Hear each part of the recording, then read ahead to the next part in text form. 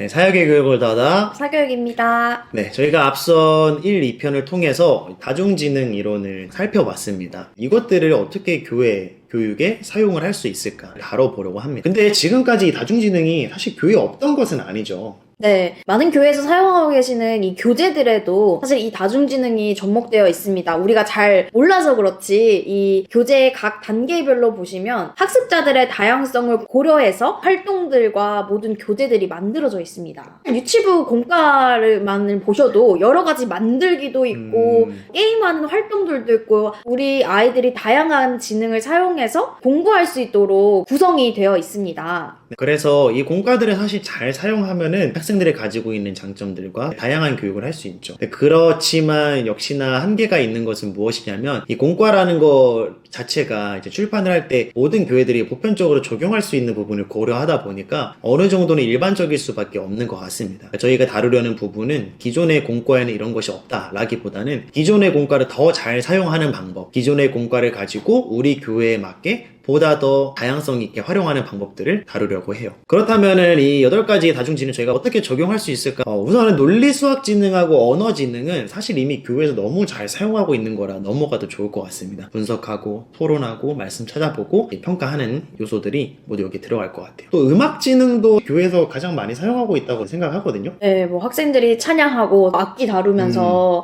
같이 찬양팀도 하면서 많이 음악은 사용하고 있는 것 같습니다. 그리고 또 이제 실용음악과 보면은 보컬 같은 경우는 몰라도 악기 다루는 분들이 어떻게 시작했냐고 물어보면 대부분 교회에서 교회 형이 뭐 드럼 알려줬다, 베이스 알려줬다 이런 경우가 많거든요. 그러면 신체 운동 지능은 어떨까요? 미니 올림픽이라든지 이런 거 할 수 있을 거라 생각하는데 사실 이거는 되게 큰 범주의 신체 운동이고 이 몸을 사용해서 하는 모든 것들이 다 신체 운동 지능이라고 할 수 있을 것 같아요. 그 사도 바울이 왜 전체 전도 여행을 통해서 약 2만 킬로를 걸어갔다는 얘기를 들은 적이 있거든요. 근데 그게 산을 걸어가기도 하고 바다를 가기도 하고 토요일 같은 때 선생님이 등산을 하는 거예요. 아니면은 이번 수련회는 국토대장정이다. 멈출 때마다 바울의 선교 여행에 대해서 설교하든지 그러니까 이런 식으로 뭔가 수련회 하면 우리가 획일적으로 저녁엔 예배드리고 기도하고 이런 틀을 깨고 이번에는 좀 새로운 걸 시도해보자. 근데 이것도 충분히 교육이 될 수 있다 라는 것을 나눠보고 싶었던 겁니다. 시공간 지능은요?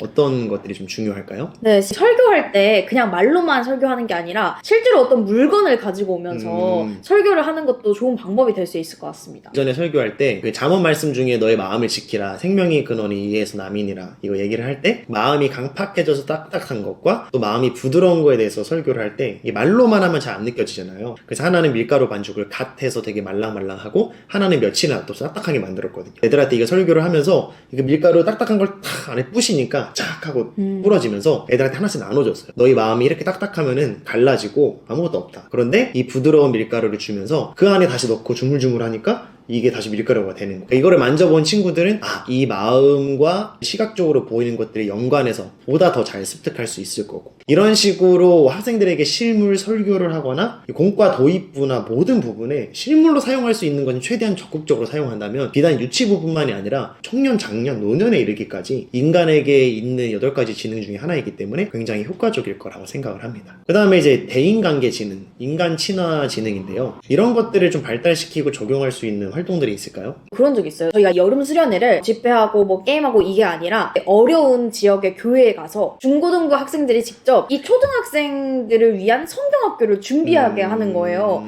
그래서 학생들이 연합해가지고 어떻게 이 성경학교를 구성할까 계획도 직접 하고 그 학생들이 반 선생님이 돼서 아이들을 직접 가르치는 거예요. 물론 집회에서 주시는 은혜도 있지만 이 학생들이 학생들을 가르치면서 받는 은혜와 깨달음이 있더라고요. 학습 스타일 중에서 역동적인 학습자리 있었잖아요. 틀을 깨는 거 좋아하고 뭔가 질문을 만들어내는 거 좋아하고 이런 성향을 가졌는데 대인관계 지능도 좋은 친구들이라면은 충분히 자기들이 만들어 감으로써 사람들이 이끌고 감으로써 굉장히 더 느끼는 바가 많을 거라고 생각을 합니다. 자기 성찰, 개인 내적 지능 같은 경우에는 일기, 묵상, 큐티 같은 것들을 더 깊게 할 수 있을 거고 선생님들은 그 학생이 더 깊이 생각할 거리들을 주면 이것도 이미 교회에서 많이 사용되는 거죠. 마지막으로는 자연 친화 지능인데요. 사실 자연적인 것들을 접하기가 어려운 상황이잖아요. 그래서 저는 코로나 상황이었었는데 온라인으로만 예배를 드리니까 창세기 설교를 하면서 생육하고 번성하라 그리고 아담이 동물의 이름을 지어주고 이 본문을 가지고 집 근처에 있는 꽃을 이 스마트 스마트 렌즈로 찍어서 이름을 알아보는 그런 활동들을 했었어요. 되게 무용하고 뜬구름 잡는 것 같지만 학생들이 나가서 직접 꽃을 만져보고 이거 하나님이 지으셨고 이게 4월에 피는 꽃이구나,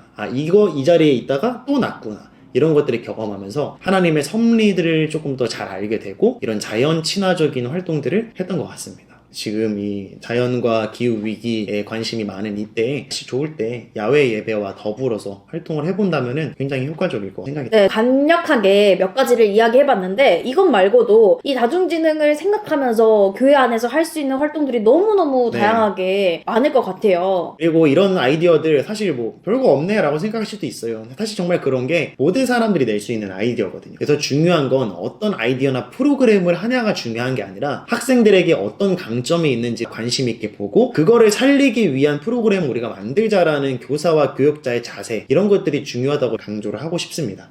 학습 스타일을 저희가 나눠본 이유도 그거고, 다중지능을 정말 사실 짧은 지식이지만 나눠본 것도 그런 이유예요. 이미 있는 공과들도 잘 준비가 되어 있으니까 그런 것들을 학습자 위주로 고민해 가시면서 부서를 운영해봤으면 좋겠다는 바람입니다. 저희가 이 다중지능을 생각했을 때 이 학생은 무슨 지능을 가지고 있고 무슨 지능을 가지고 있고 이렇게 생각하는 경우가 있는데요. 그게 아니라 한 인격체에 여러 가지 지능이 있다는 거를 아셨으면 좋겠어요. 네, 8가지 지능은 인간이라면 모두 가지고 있고 다만 강점과 약점이 드러나는 것 뿐입니다. 하워드 가더너도 본인이 쓴 책에서 이것들을 측정하거나 줄 세우기를 하기 위해서가 아니라 이 학생들이 이런 것들이 있다는 것을 고려하고 다양성을 채워주기 위한 교육을 위해서 이 이론들을 주장했다고 밝히고 있습니다. 이런 다양한 시도를 하다 보면은 공과 시간이 늘어날 수밖에 없을 것 같아요. 선생님들 뭐 가르칠 게 없어서 짧게 끝내는 경우도 가끔은 있는데 이렇게 많은 걸 할 수 있다면 점점 공과 시간도 늘어가고 다음 세대를 위한 장소도 마련을 해주게 되고, 그러다 보면 학생들이 오랜 시간이 있다 보니까 점점 더 마음이 풀리고 좀 더 본연의 모습을 찾아갈 수 있는 지루하지 않은 예배가 될 수 있지 않을까, 이렇게 한번 제언을 해보고 싶습니다. 저희가 학생들을 파악할 수 있는 도구로 다중지능 이론과 학습 스타일에 대해서 한번 알아보았는데요. 이것뿐만 아니라 더 다양한 교육 방법들을 제공해 드릴 예정이니까 구독과 좋아요